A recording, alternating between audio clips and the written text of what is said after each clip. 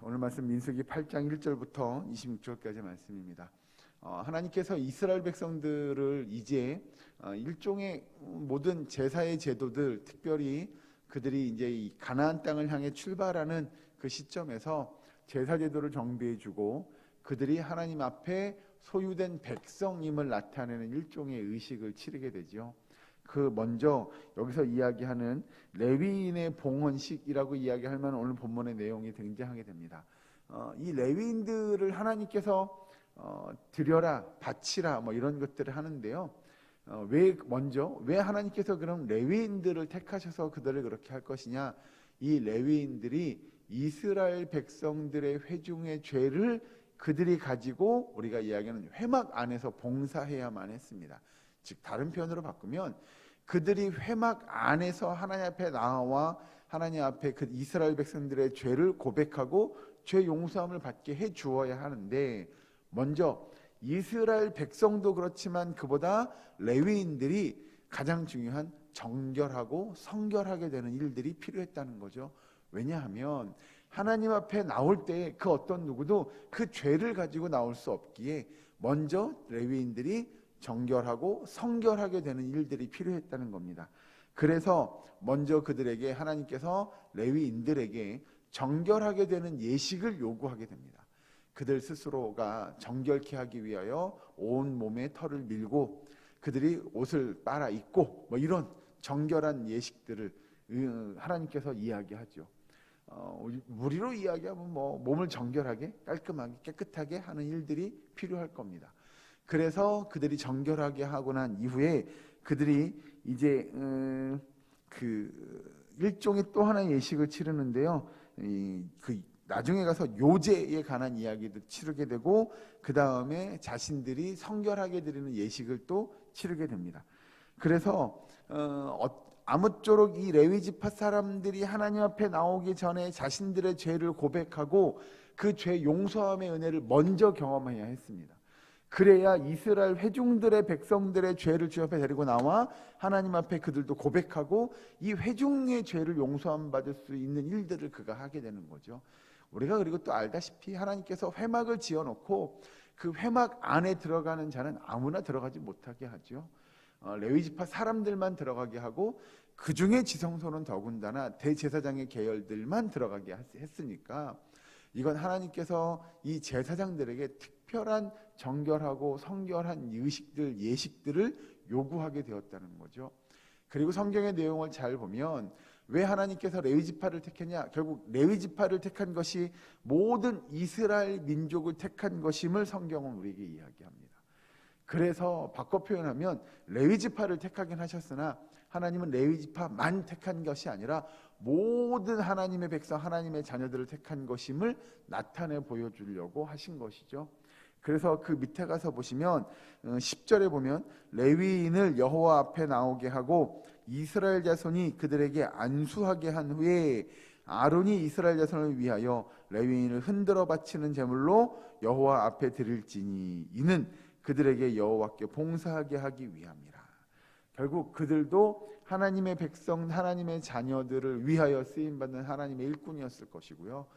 이스라엘 백성 모두가 다 사실은 이방 민족들이 주님을 바라보게 하는데 쓰임받는 하나님의 백성이었기에 좁게 보면 레위 지파를 택하신 것 같으나 넓게 보면 결국 모든 하나님의 백성들을 택하셨음을 성경은 우리에게 이야기합니다. 그래서 그 14절에 너는 이같이 이스라엘 자손 중에서 레위인을 구별하라. 그리하면 그들이 내게 속할 것이라. 내가 그들을 정결하게 하여 요제로 드린 후에 그들이 회막에 들어가서 봉사할 것이니라 라고 성경은 우리에게 이야기하지요. 여러분 이런 맥락에서 본다면 저와 여러분도 하나님 앞에 정결하고 성결한 하나님의 백성, 하나님의 자녀 되는 것이 마땅한 줄로 믿으시기 바랍니다. 그래서 하나님 앞에 우리의 죄를 고백하고 죄 용서함의 은혜를 경험하는 것, 그것이 1차적으로 필요한 일일 겁니다. 그래서 하나님 앞에 나와 우리 죄를 고백하는 시간들, 또 그 죄의 고백을 통하여 죄 용서함의 은혜를 받고 하나님 앞에 나아가 쓰임받는 그런 일들이 우리 가운데 있어야 함을 성경은 이야기합니다. 그리고 저 뒤에 가서 보시면 20절 말씀 여기 잠깐 보시죠. 20절 보시면 모세와 아론과 이스라엘 자손의 온 회중이 여호와께서 레위인에 대하여 모세에게 명령하신 것을 다 따라 레위인에게 행하였으되 곧 이스라엘 자손이 그와 같이 그들에게 행하였더라라고 하는 거죠.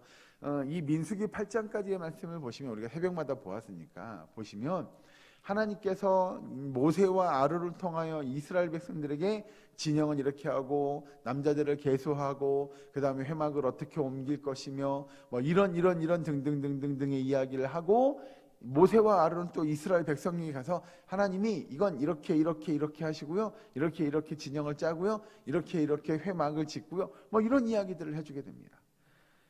그러면서 이스라엘 백성들로 하여금 하나님의 말씀을 증거하게 하고 전하게 하고 백성들은 모세와 아론이 전한 하나님의 말씀을 듣고 그대로 순종하는 거죠. 여기 20절 아까 중반에 보시면 모세에게 명령하신 것을 다 따라 레위인에게 행하였으되라고 하는 겁니다.